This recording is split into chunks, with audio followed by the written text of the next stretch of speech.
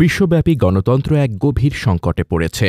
সাম্প্রতিক সময়ে প্রকাশিত international institute for democracy and electoral assistance বা IDR global state of democracy 2025 প্রতিবেদন বলছে, বিশ্বের অর্ধেকেরও বেশি দেশে গণতন্ত্রের মান ধসে পড়ছে। গণতন্ত্রের সূচকে অবনমন। 2019 থেকে 2024 সালের মধ্যে 174টি দেশের গণতান্ত্রিক পরিস্থিতি বিশ্লেষণ করে আইডিয়া জানায়, কমপক্ষে 94টি দেশে গণতন্ত্রের সূচকে অন্তত একটিতে অবনতি হয়েছে। এর মধ্যে সবচেয়ে বেশি আঘাত এসেছে 3টি ক্ষেত্রে: নির্বাচনের বিশ্বাসযোগ্যতা, বিচার ব্যবস্থায় জনগণের অংশগ্রহণ, কার্যকর সংসদের ভূমিকা। অন্যভাবে বললে, গণতন্ত্রের মূল ভিত্তি যেসব প্রক্রিয়ার উপর দাঁড়িয়ে থাকে, সেগুলোর কাঠামোগত দুর্বলতাই আজকের সংকটকে আরও গভীর করেছে। গণমাধ্যমের স্বাধীনতায় অবনমন।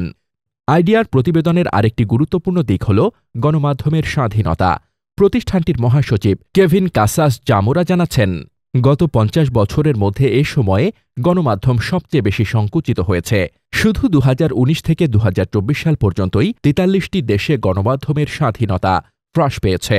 এর মধ্যে আফ্রিকার 15টি, ইউরোপের 15টি এবং এশিয়ার কয়েকটি দেশে গণমাধ্যম গুরুতর সংকটে পড়েছে। আইডিআর প্রতিবেদন বলছে, গণমাধ্যমের ওপর নিয়ন্ত্রণ মানেই জনগণের মত প্রকাশের স্বাধীনতা সংকুচিত হওয়া।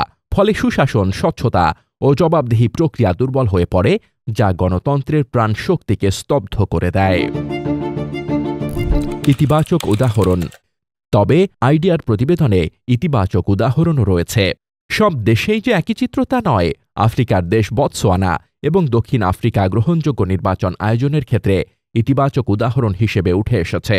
এই দুই দেশের অভিজ্ঞতা প্রমাণ করে, রাজনৈতিক সদিচ্ছা ও প্রতিষ্ঠানগত স্বচ্ছতা থাকলে গণতন্ত্র টিকে থাকতে পারে।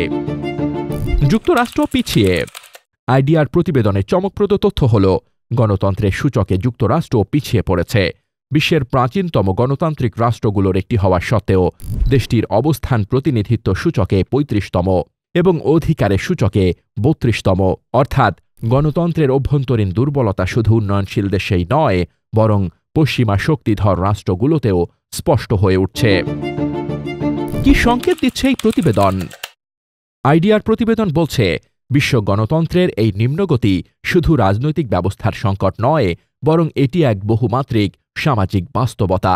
নাগরিক স্বাধীনতার হ্রাস, স্বৈরাচারী প্রবণতার উত্থান এবং প্রতিষ্ঠানগুলোর দুর্বলতা সব মিলিয়েই বৈশ্বিক গণতন্ত্র এখন এক সন্ধিক্ষণে দাঁড়িয়ে।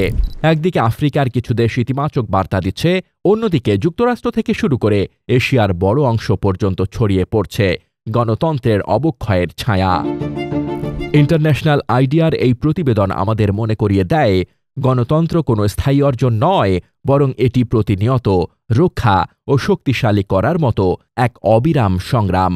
যদি রাজনৈতিক প্রতিষ্ঠানগুলো জবাবদিহি না করে, গণমাধ্যম স্বাধীন না থাকে এবং জনগণের মত প্রকাশের সুযোগ সংকুচিত হয়, তাহলে গণতন্ত্রের ভিত্তি ভেঙে পড়বে, যেখান থেকে স্বৈরাচারের উত্থান প্রায় অনিবার্য হয়ে ওঠে।